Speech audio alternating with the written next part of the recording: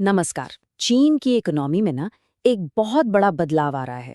एक ऐसा बदलाव जो सिर्फ एशिया ही नहीं बल्कि पूरी दुनिया की दिशा तय कर सकता है। ये सिर्फ कुछ आंकड़ों की बात नहीं है, बल्कि ये चीन की पूरी आर्थिक रणनीति के बदलने की कहानी है। तो आइए आज इसी बदलाव के पीछे के लॉजिक को समझते हैं, जो कि सिविल सेवा परीक्षा के लिहाज से जानना बहुत ही जरूरी है। चलिए, सबसे पहले इस एक नंबर पर गौर करते हैं। 20 ट्रिलियन अमेरिकी डॉलर। अनुमान है कि 2025 तक चीन की जीडीपी इस आंकड़े को भी पार कर जाएगी। ये नंबर हमें उस स्केल का एहसास कराता है जिसके बारे में हम बात कर रहे हैं। ये सिर्फ एक आंकड़ा नहीं, बल्कि ये ग्लोबल पावर में चीन के बढ़ते दबदबे का एक प्रतीक है। और बात सिर्फ साइज की नहीं है।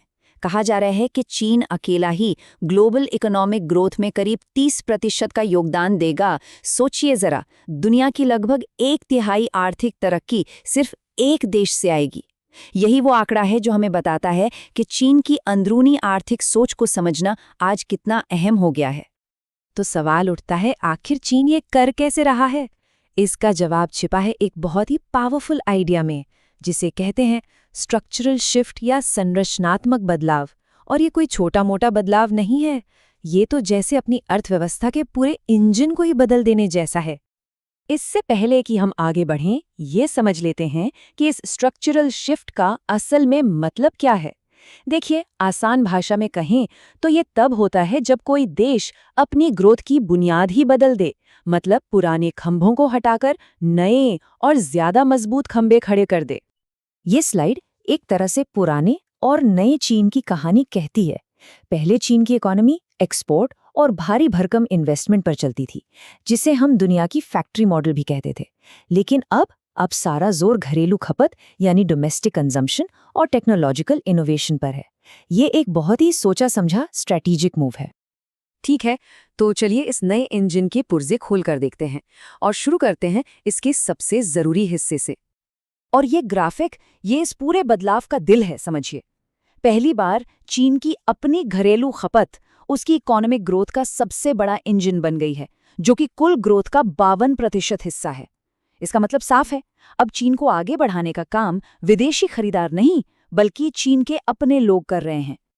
और ये सिर्फ मैक्रो इकोनॉमिक डेटा नहीं है, ये जमीन पर भी दिख रहा है।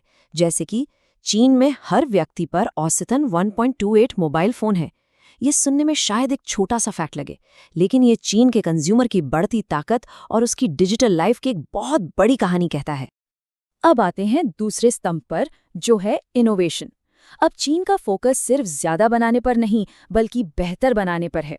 Industrial robots, artificial intelligence, green energy, ये वो नए सेक्टर्स हैं जो अब ग्रोथ को ड्राइव कर रहे हैं।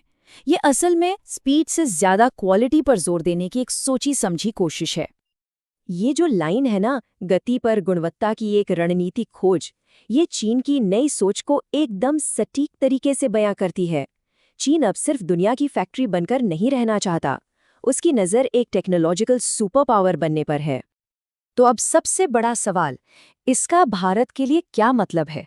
चीन का ये जो आर्थिक बदलाव है, वो भारत जैसे अहम पार्टनर के साथ उसके रिश्ते को कैसे बदल रहा है? चलिए जरा आंकड़ों पर एक नज़र डालते हैं।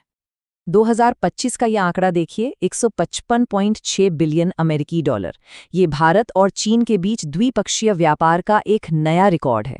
ये दिखाता है कि बाकी ग्लोबल टेंशन के बावजूद दोनों देशों की आर्थिक निर्भरता कम नहीं हुई, बल्कि और गहरी हुई है। तो ये रिश्ता टिका किस पर है? असल में कुछ गहरी स्ट्रक्चरल सच्चाइयों पर। भारत अपने मैन्युफैक्चरिंग सेक्टर के लिए चीन से बहुत ज़रूरी कच्चा माल और पार्ट्स इंपोर्ट करता है, जिससे हमारी सप्लाई चेन्स आपस में जुड़ी हुई हैं। और चीन ने भी मार्केट एक्सेस को बेहतर बनाने के लिए कदम उठाए हैं। चीन की तरफ से चाइना इंटरनेशनल इंपोर्ट एक्सपो जैसे प्लेटफॉर्म्स को भी बढ़ावा दिया जा रहा है, जिन्हें आर्थिक साझेदारी को और मजबूत करने के एक रास्ते के तौर पर देखा जाता है। तो चलिए अब इन सभी धागों को जोड़कर पूरी तस्वीर देखते हैं कि चीन का ये नया लॉन्ग टर्म विजन आखिर है क्या। तो कुल मिलाकर चीन का जो नया आर्थिक तर्क है, वो इन 4 पिलर्स पर खड़ा है। पहला, अपनी खपत को ग्रोथ का मेन इंजन बनाना। दूसरा, इनोवेशन के जरिए भविष्य की रेस में आगे रहना। तीसरा, भारत जैसे बड़े पार्टनर्स के साथ मिलकर काम करना। और चौथा, अपने बाजार को खुला रखना। ये एक बैलेंस्ड, इनोवेटिव और दुनिया से जुड़े हुए मॉडल की तस्वीर पेश करता है। और आखिर में ये पूरी एनालिसिस हमें एक बहुत ज़रूरी सवाल पर लाकर छोड़ देती है। जैसे जैसे चीन अपनी इकोनॉमी का इंजन दोबारा बना रहा है, इस नए सिनेरियो में भारत को अपनी जगह कैसे बनानी चाहिए? हमारी अपनी आर्थिक और रणनीतिक नीतियां इस बड़े बदलाव का जवाब कैसे देंगी? ये एक ऐसा सवाल है जिस पर हर पॉलिसी मेकर और सिविल सर्विस की तैयारी करने वाले हर एस्पिरेंट को बहुत गहराई से सोचना होगा।